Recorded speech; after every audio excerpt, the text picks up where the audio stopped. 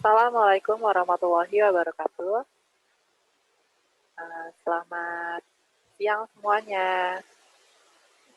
Di sini Iya. kami dari kelompok 4 akan membawakan presentasi tentang strategi kebijakan ekonomi ASEAN ketika pandemi COVID-19 dalam perspektif konstruktivisme.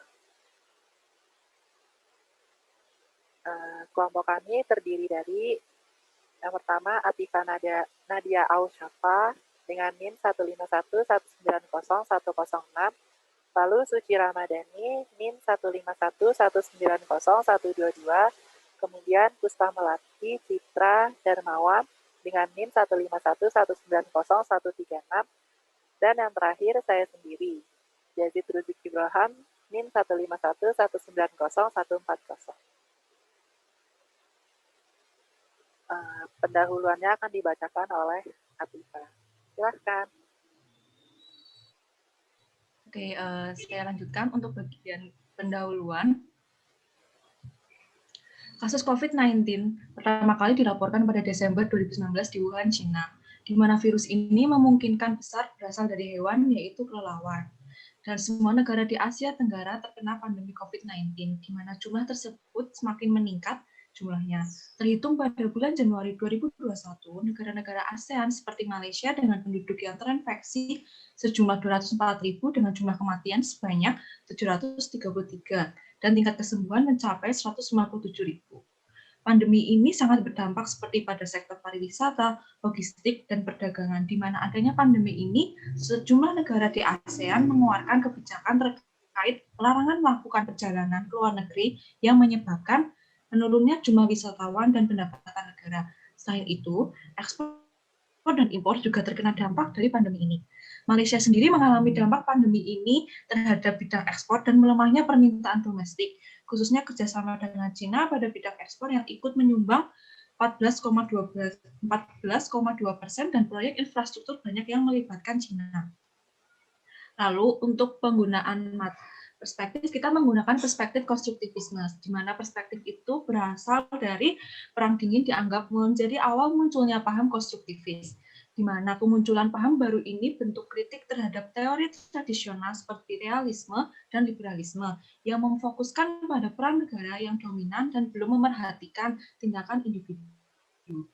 Pandangan dunia menurut konstruktivisme adalah sebuah bentuk konstruksi sosial atas dasar pemikiran dan pemahaman bersama melalui interaksi sosial atau intersubjektivitas dengan membentuk ide dan keyakinan dalam politik dunia.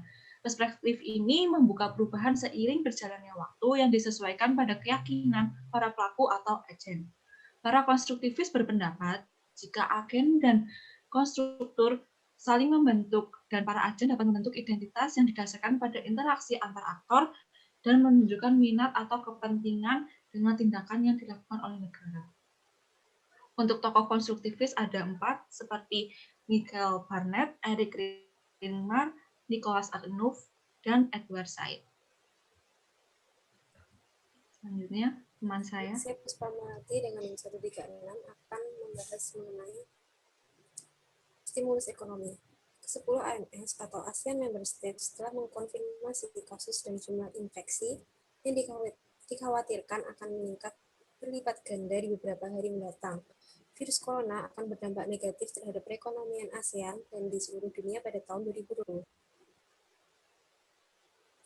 Untuk memitigasi dampak COVID-19 di bidang ekonomi, negara-negara di ASEAN meluncurkan berbagai paket stimulus ekonomi sejak Februari 2020.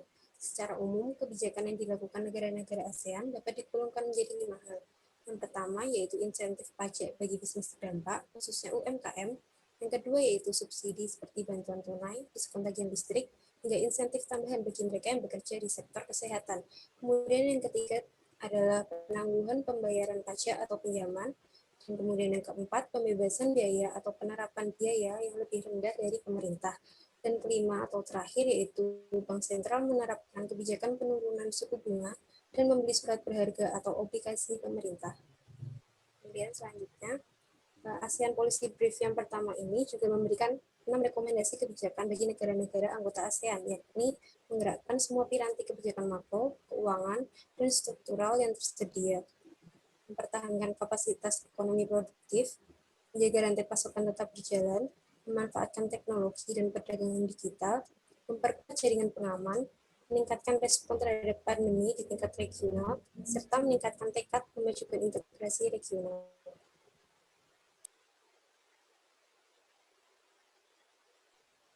Selanjutnya saya akan membahas tentang kebijakan fiskal.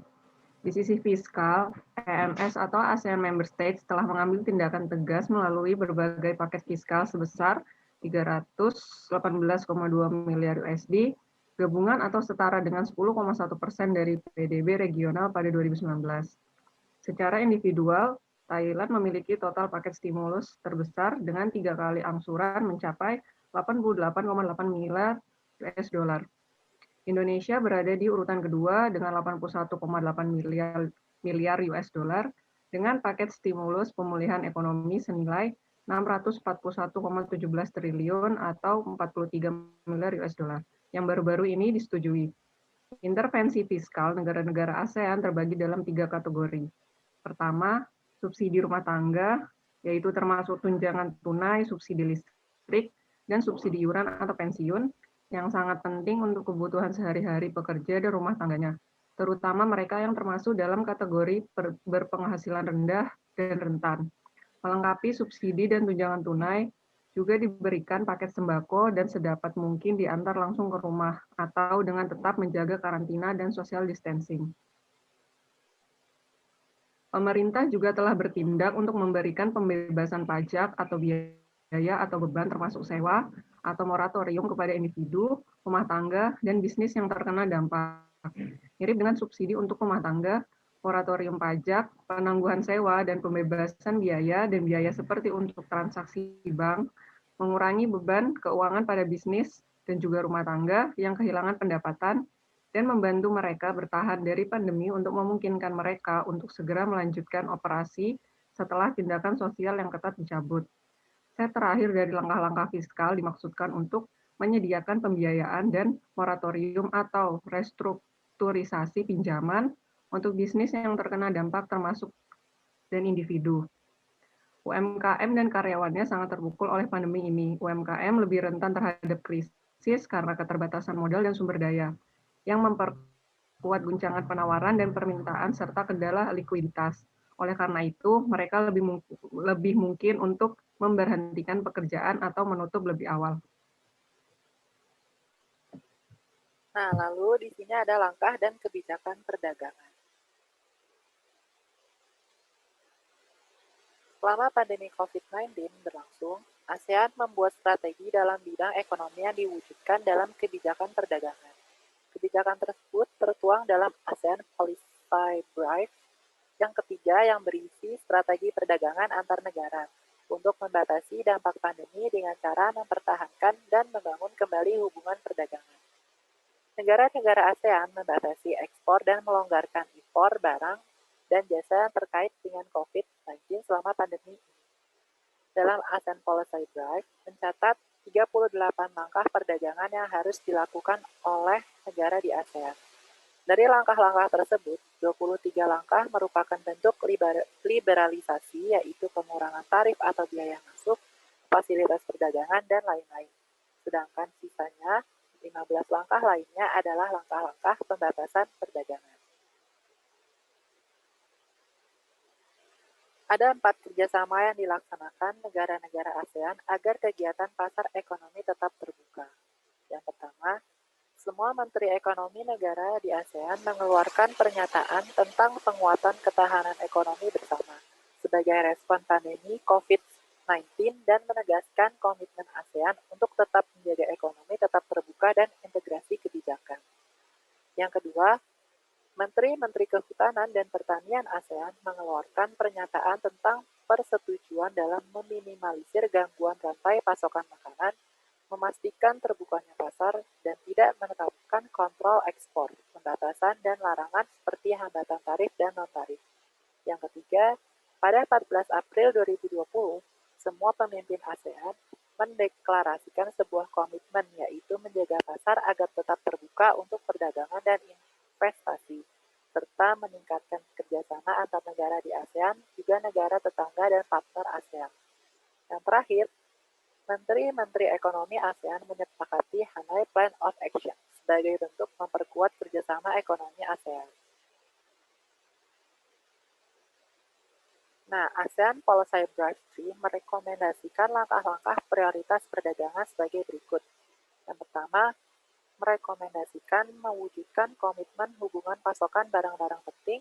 Yang kedua, menunjukkan perhatian kepada peran perdagangan pasca pandemi saat pemulihan ekonomi. Yang ketiga, melakukan pelaksanaan sebuah agenda digital untuk merespon dampak pandemi. Yang keempat, menegaskan perlu adanya kerjasama multilateral yang lebih luas. Yang terakhir, mendorong sektor swasta dan pemangku kepentingan lain.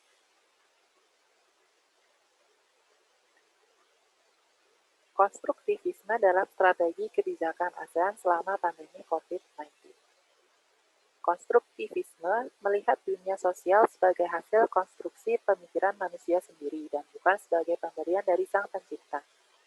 Konstruktivisme melihat fenomena dan isu internasional melalui peran norma, institusi, identitas, dan juga budaya. Konstruktivisme juga sering disebut sebagai jalan tengah dalam permasalahan-permasalahan internasional bagi semua perspektif dan teori lainnya. Semua jenis anarkisme dan egoisme dikesampingkan sesuai dengan prinsip konstruktivisme.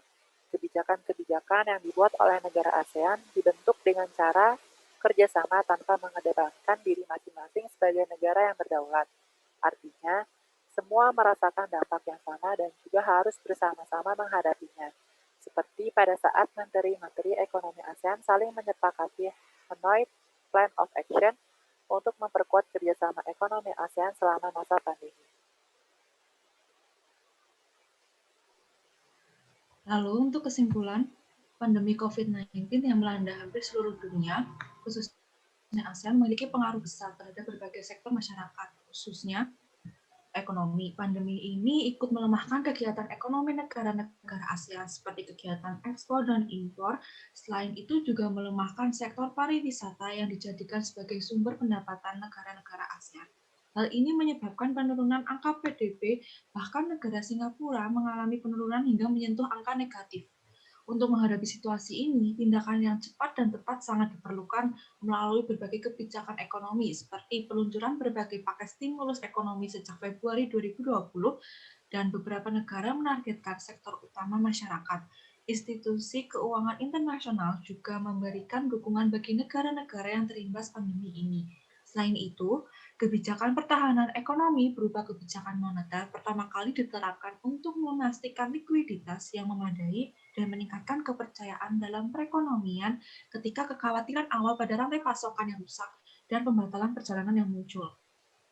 Negara-negara ASEAN membatasi ekspor dan melonggarkan impor barang dan jasa yang terkait dengan COVID-19 selama pandemi ini. Dan dalam perspektif konstruktivisme memandang isu yang terjadi adalah sebuah perbuatan konstruktif manusia di mana dampak ekonomi yang terjadi saat pandemi juga dibuat oleh pemikiran manusia dan cara menanggulanginya adalah dengan pemikiran manusia itu sendiri.